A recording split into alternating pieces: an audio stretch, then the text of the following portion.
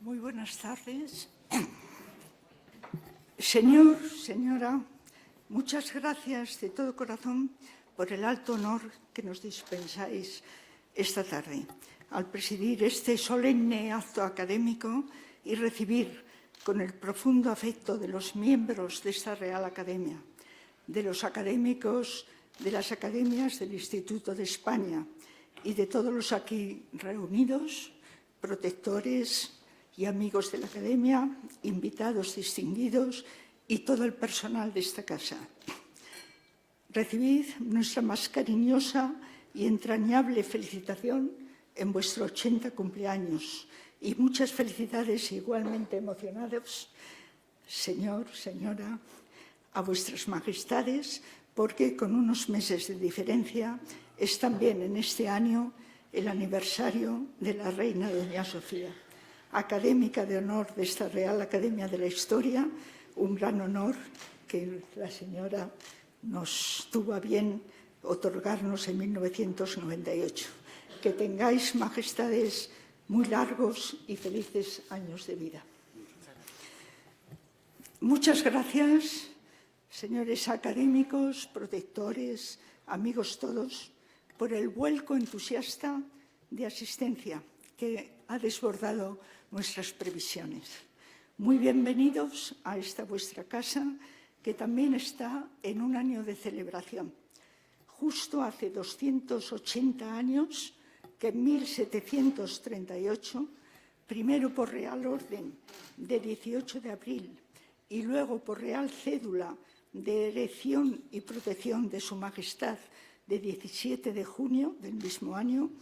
vuestro regio antecesor, señor el rey Felipe V, que nos preside, otorgaba el título de Real Academia de la Historia a la hasta entonces Junta de Académicos, a los que concedía el honor de ser gentiles hombres de la Real Casa y se aprobaban los estatutos que la regirían. Casi ya 3 siglos.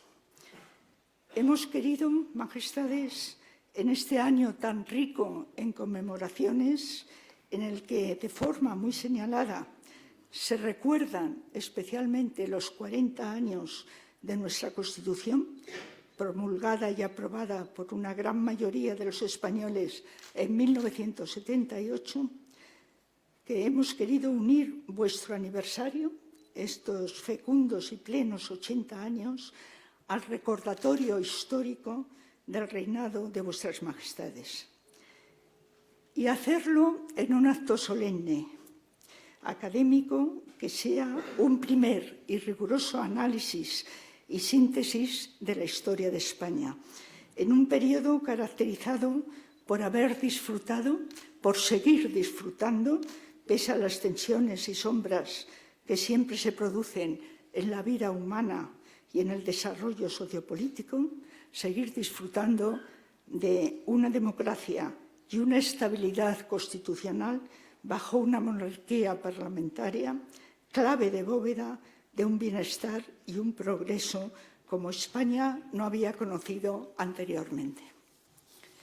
Por ello, para ello, el profesor y académico de esta casa, don Juan Pablo Fusi, el gran historiador de nuestra época contemporánea, bien conocido nacional e internacionalmente, y cuyas enseñanzas y publicaciones han brillado siempre por su rigor, ecuanimidad, que no equidistancia, y una perspectiva de historia comparada que inserta nuestra historia española en Europa y en el mundo. Será él quien nos trazará las líneas principales del reinado. Señor, señora, permitidme reiterar la alegría de teneros una vez más entre nosotros. Es uno de los actos en los que participasteis al conmemorar los primeros 25 años de vuestro reinado, con nuestro recordado Gonzalo Anes como director. Vuestra Majestad reiteró la importancia de nuestro marco normativo que proporcionaba estabilidad y al tiempo integración en un entramado constitucional estoy repitiendo casi palabras literales de Su Majestad, que permitía ajustes y sostenía los cambios, siempre dentro de unas reglas de juego que se habían establecido en aquel amplio consenso político y social de 1978. Y Su Majestad, la Reina Doña Sofía, en otro evento que presidió también en esta casa el 10 de noviembre de 1998, como buen amante de la historia, señalaba que esta no abarcaba solo lo que los seres humanos hacen en el presente y han hecho en el pasado, sino también las posibilidades que habría el futuro. En todo ello confiamos. Sí, como decía una de las inteligentes y sensibles señoras ilustradas del siglo XVIII, el agradecimiento es la memoria del corazón. Hoy se une nuestra memoria individual de cada uno de nosotros y nuestro conocimiento histórico para daros, majestades, gracias por vuestra presencia y vuestra dedicación y amor a España y a los españoles. Muchas gracias por todo. Don Juan Pablo Fusi tiene la palabra.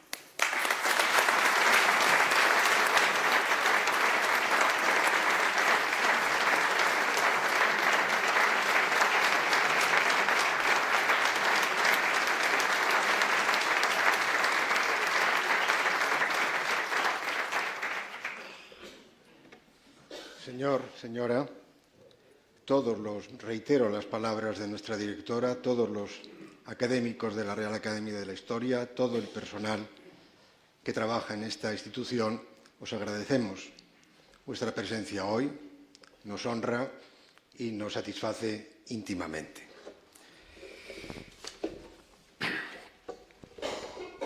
El que, al cabo de 40 años de franquismo, la democracia llegara a España pacíficamente, asombró a Europa. Así escribía en 2008 Raymond Carr, en la versión ampliada de su gran libro España 1808-1939.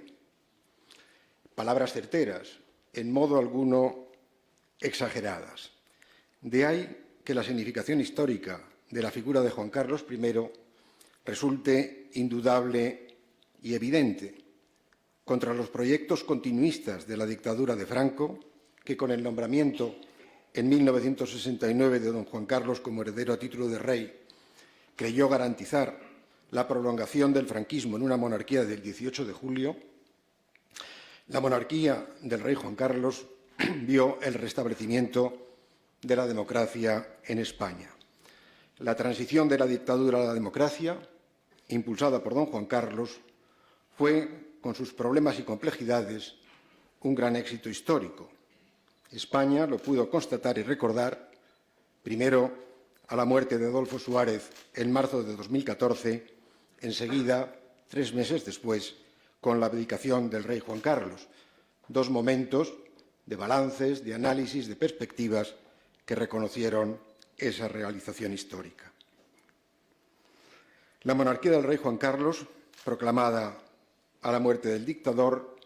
sería en efecto, si no de inmediato, mucho antes de lo que se pudo pensar, una monarquía constitucional y parlamentaria. A ello contribuyeron indudablemente distintos factores. El desarrollo económico del país entre 1960 y 1975, la crisis del franquismo desde 1969, la necesidad de la nueva monarquía de liberarse de su origen y dotarse de legitimidad propia y democrática, el contexto internacional, las caídas de las dictaduras portuguesa y griega en 1974, el apoyo de Europa y de los Estados Unidos en España democrática. En cualquier caso, el nuevo rey, Juan Carlos I, resultó ser, en expresión de uno de sus mejores biógrafos, Charles Powell, un rey para la democracia. Entendió por razones obvias que la institucionalización de la nueva monarquía exigía legitimidad democrática, porque, por un lado, su nombramiento en 1969 pudo haber lesionado los mecanismos mismos de la sucesión dinástica y porque, sin duda, don Juan Carlos compartía la tesis de su padre, don Juan de Borbón, de que la monarquía restaurada no podía ser otra cosa que la monarquía de todos, la posición que don Juan, claramente divorciado de la dictadura de Franco desde 1943-45, lo que no excluyó acuerdos ocasionales, la posición que había mantenido don Juan en el exilio desde la fecha indicada. El rey pilotó la transición que permitió que España evolucionara en apenas 3 años de la dictadura a la democracia. Transición, esto es, construcción de un nuevo orden político que en síntesis supuso la liquidación del continuismo franquista, la atracción e integración en ese nuevo orden de la oposición democrática al franquismo, incluidos Partido Comunista, los nacionalismos catalán, vasco, etc. Oposición, en principio, distante y republicana, pero que pronto supo también anteponer el restablecimiento de la democracia a cualquier consideración doctrinal. Supuso también, en tercer lugar, la superación del trauma histórico que fueron la Guerra Civil de 1936-39 y la propia dictadura franquista, y con ello supuso la transición, la reconciliación de los españoles, y supuso, por último, en cuarto lugar, una reforma en profundidad en aquel nuevo orden en construcción de la organización territorial del Estado que atendiese, por razones históricas, a la cuestión o cuestiones catalana, vasca y gallega. Fueron operaciones complicadas y difíciles, presididas en cualquier caso por el azar, la incertidumbre, la contingencia y la posibilidad, que no son palabras que diga gratuitamente, son categorías de la historia. La historia, como saben, no tiene libreto, siempre ha podido ser de otra forma. La historia de la transición pudo haber sido de otra forma. En nuestro caso, se acertó en el procedimiento, una reforma política en profundidad desde la legalidad anterior, y se acertó en el hombre, Adolfo Suárez, nombrado por el rey tras cesar al último presidente de gobierno de Franco, Carlos Arias Navarro,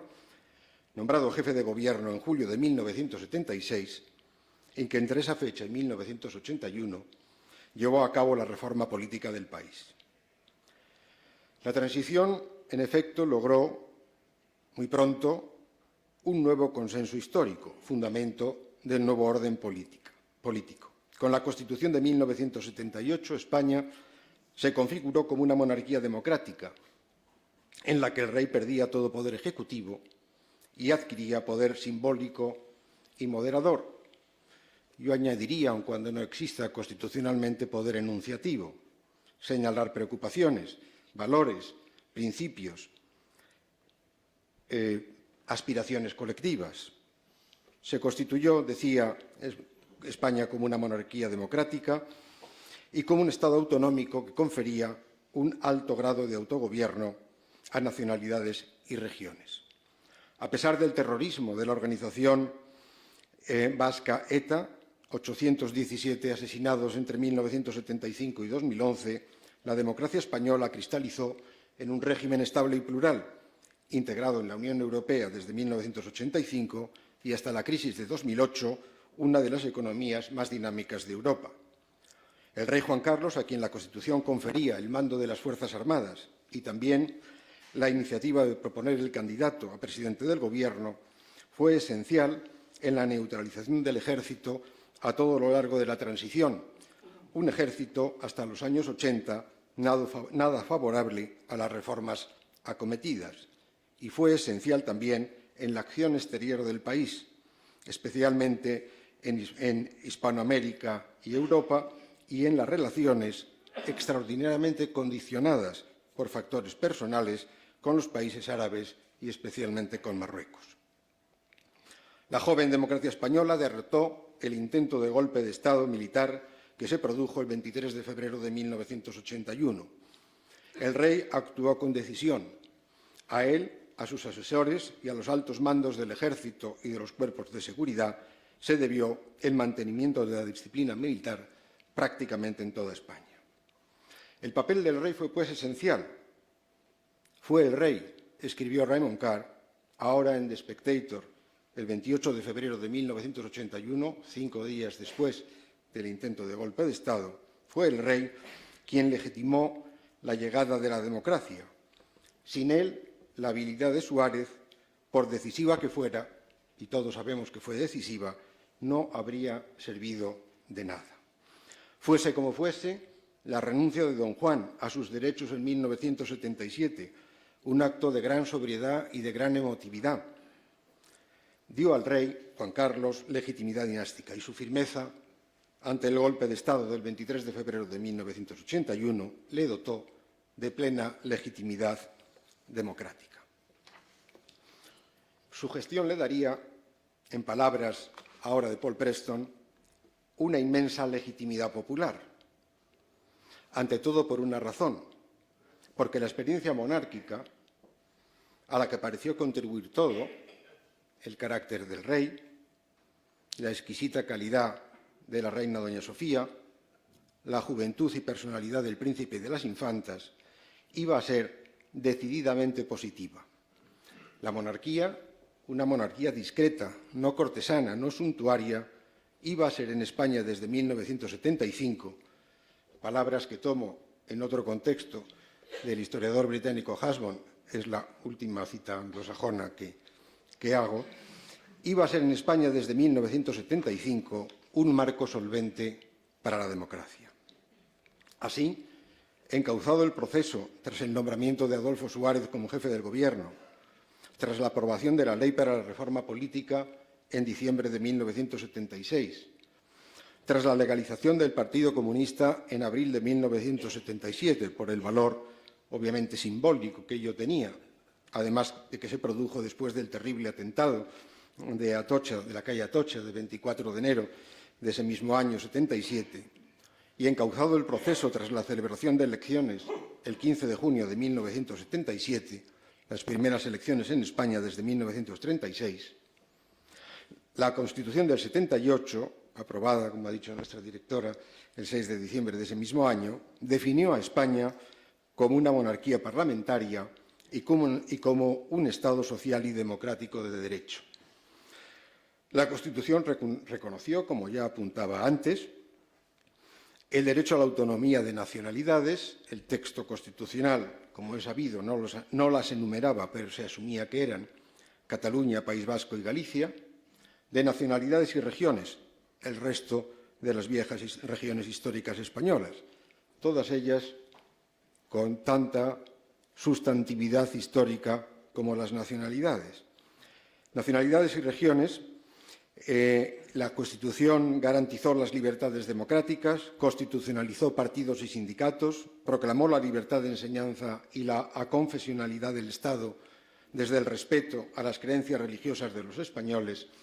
y abolió la pena de muerte. Entre 1978 y 1983 se constituyeron un total de 17 comunidades autónomas, luego se añadirían las ciudades autónomas de Ceuta y Melilla, todas ellas, y especialmente, si me permiten la cita local, el País Vasco, mi región de origen, dotadas de amplísima capacidad de autogobierno, Estado de las autonomías que era, en palabras de García de Enterría, el gran administrativista español, la hazaña, palabra suya, la hazaña de la democracia, la mayor revolución, añado, en la organización territorial de España desde 1700 y que provocó, como era esperable, el debate político e historiográfico más sustantivo de la transición sobre España como nación, sobre nacionalidades y regiones, sobre identidad nacional e identidades regionales, autonomías, provincias y temas afines. Como mostraría sobre todo el fracaso que han citado del intento de golpe de Estado del 23 de febrero de 1981, pero también la limpieza electoral de todos y cada uno de los numerosos procesos electorales celebrados desde 1977 y, por supuesto, la misma alternancia de partidos en el poder central, pero también en los poderes autonómicos y municipales, la democracia española de 1978, una democracia multipartidista, estaba probablemente mejor construida que las anteriores experiencias democráticas del país, mejor construida en cuanto a definición de poderes e instituciones, reglamentos y funcionamientos de Senado y Congreso, ley o leyes electorales, estructura de los partidos, competencias de las distintas administraciones, etc. Les recuerdo, Gobierno Suárez entre 1976 y 1981, Gobierno Calvo Sotelo 1981-82, Gobierno Felipe González 1982-96, Gobierno Aznar 1996-2004, Gobierno Rodríguez Zapatero 1904-2011, Gobierno Rajoy 2011-2014. Suárez restableció la democracia, creó las bases de la reforma económica, los pactos de la Moncloa de 27 de octubre de 1977, en los que enseguida diré alguna breve alusión. Suárez aprobó la Constitución, democratizó la administración local, elecciones locales de 3 de abril de 1979 para los 8.000 municipios españoles e inició el proceso autonómico. Primero, con gobiernos e instituciones preautonómicos. Luego, tras la aprobación de la Constitución, estatutos de autonomía para País Vasco y Cataluña, 25 de octubre del 79, elecciones autonómicas en ambas regiones y formación, ya en abril-mayo de 1980, de los primeros gobiernos vasco, presidido por el dirigente nacionalista vasco Carlos Garaycochea, y catalán, gobierno nacionalista de Jordi Pujol. Quiero subrayar el primero de los dos puntos, en un sentido, las instituciones preautonómicas, porque eso en Cataluña conllevó el restablecimiento del gobierno de la antigua Generalitat en la persona del presidente catalán en el exilio, Josep Tarradellas, una operación en la que siempre se ha sabido la intervención directa del propio rey, que tiene un valor excepcional, si lo piensan. Una monarquía restauró una Generalitat cuya legitimidad se derivaba de la Segunda República en un presidente en el exilio. Presidente en el exilio que además retornó triunfalmente a España con el propósito de encabezar esa Generalitat restaurada. Con Pérez Llorca como ministro de Exteriores, Calvo Sotelo completó la transición exterior. Con la entrada en la OTAN, la Organización del Atlántico Norte, alineó a España en el mundo occidental, definió su papel internacional y dio al ejército por primera vez en muchísimo tiempo una verdadera función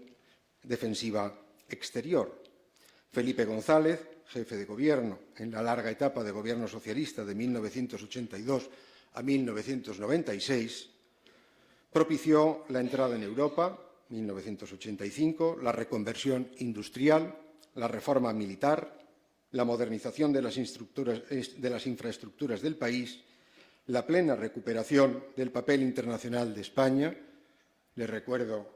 la cumbre sobre Oriente Medio del 91, de 1991, los Juegos Olímpicos del 92, el quinto centenario. Esto es una verdadera puesta de largo internacional de España. La plena recuperación del papel internacional de España y varios años de fuerte crecimiento económico. Aznar y el Partido Popular, que gobernaron entre el 96 y 2004, dieron estabilidad a la acción de gobierno, mantuvieron el crecimiento económico, reforzaron la lucha contra el terrorismo y llevaron a España a la integración monetaria europea. Una operación que exigió, por lo que se refiere a inflación, déficit, gasto público, pues un extraordinario rigor que España fue de las pocas naciones que cumplió en aquel momento con las exigencias europeas. Pues bien, el valor y la significación histórico de todo ello eran manifiestos. Los grandes problemas que desde el siglo XIX habían condicionado la política y la historia del país, la democracia del Estado, la democracia política, la forma del Estado, la alternancia en el poder, la política internacional, el atraso económico, parecían ahora, pongamos una fecha, 2005, en buena medida resueltos. Entre 1970 y 2000, el Producto Interior Bruto se incrementó, pese a la recesión del 1974-84 y a las insuficiencias que todavía pudiera tener el tejido económico español, se incrementó en un 89%. En el año 2000, España, un país urbano y moderno, de 40,5 millones en ese año de habitantes, hoy son 46,5 millones de habitantes, no era ya ni un país agrario, pero tampoco ya un país industrial. Servicios, construcción, comercio, turismo, banca, transportes y comunicaciones eran los motores del nuevo dinamismo de la economía española. España, la octava economía del mundo en la fecha indicada, invirtió en América Latina, solo en la década de 1990, una cifra cercana a los 60.000 millones de dólares. Cerca o en torno a 4 millones de inmigrantes se habían establecido en el país entre 1990 y 2006. Dos cambios históricos formidables. España era ahora un país inversor y un país de inmigración. Con la entrada en la OTAN y en Europa y resueltos los últimos contenciosos diplomáticos del franquismo, Unión Soviética, Hungría, Checoslovaquia, México e Israel, España parecía, como decía, haber recuperado de alguna forma su papel en el mundo y redefinido plenamente su política exterior, consistente ahora en integración plena en la Unión Europea y en el mundo occidental, relación especial con Hispanoamérica, Portugal, Marruecos y el mundo árabe, relación especial muy bien cultivada por el rey, presencia creciente en Asia y África y, por supuesto, españolidad de Ceuta y Melilla y reivindicación tranquila, sin aspavientos ni dramas, de Gibraltar. Los problemas del país, problemas políticos, problemas económicos y sociales, problemas de educación, escándalos de corrupción, crisis medioambientales, Aznalcóllar, Prestige, alguna crisis sanitaria, episodio de la colza, la reconversión industrial, la progresiva y aceleradísima desagrarización del país, empleo, conflictividad laboral, inmigración clandestina, violencia de género, subcultura de alcohol y drogas, problemas muchas veces graves y urgentes y de gestión inevitablemente polémica y controvertida y que por ello protagonizaron la vida política y centraron el interés público de los españoles, se derivaban ahora, y es lo que me importa subrayar, como en otras democracias occidentales, no de carencias e insuficiencias del sistema político y del entramado institucional del Estado, sino o de la propia práctica política y del ejercicio mismo del poder, o de los usos y prácticas que en la gestión de la vida colectiva, actividad económica, dinámica social, vida local, evolución demográfica, etcétera, pudieron hacer la propia sociedad civil y el poder público. El mismo problema nacionalista, la aspiración de los nacionalismos vasco y catalán y, en menor medida por su debilidad electoral, del nacionalismo gallego, a la constitución de Euskadi, Cataluña y Galicia como naciones soberanas, pese a la amplísima capacidad de autogobierno que les concedían la Constitución de 1978 y sus respectivos estatutos de autonomía, y pese a que los nacionalismos vasco y catalán iban a gobernar casi ininterrumpidamente desde 1980 en sus regiones, en sus comunidades autónomas, ese problema no era ya un problema estructural derivado o del centralismo del Estado o de la vigencia excluyente del nacionalismo español. En todo caso, era al revés.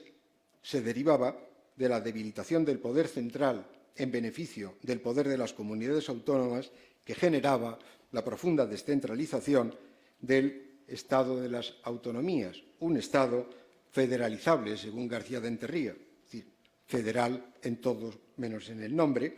derivado de ello y de la deslegitimación de toda forma de nacionalismo español fuerte que siguió, tras el restablecimiento de la democracia, a la abusiva asociación durante 40 años entre franquismo y españolidad. En otras palabras, los nacionalismos vasco, catalán y gallego seguían manteniendo sus aspiraciones soberanistas, ante todo por razones ideológicas, por la naturaleza misma de sus concepciones nacionalistas, que con Ortega sabemos que son conllevables, pero no fácilmente solucionables. ETA, la organización independentista y terrorista vasca, creada en 1959, mantuvo tras 1975 la lucha armada, entre comillas, ya he dicho que asesinó a 817 personas entre 1975 y 2011 contra el Estado español como resultado de su concepción estratégica hacia la independencia, como una opción deliberada, por tanto, y no como resultado de una necesidad impuesta o por las circunstancias o por la prolongación de un conflicto secular y no resuelto. ETA no quiso aceptar la solución autonómica para el País Vasco que aparecía en la Constitución de 1978 y que se concretó en el Estatuto de Autonomía del País Vasco de 1979. Quiso desbordar el proceso autonómico, arrebatar o hacerse con el liderazgo de la causa vasca e imponer, en todo caso, una negociación al Estado español, pero una negociación entendida en todo momento por ETA como victoria política, porque eso le hubiera convertido en lo que ellos llamaban un poder fáctico del País Vasco.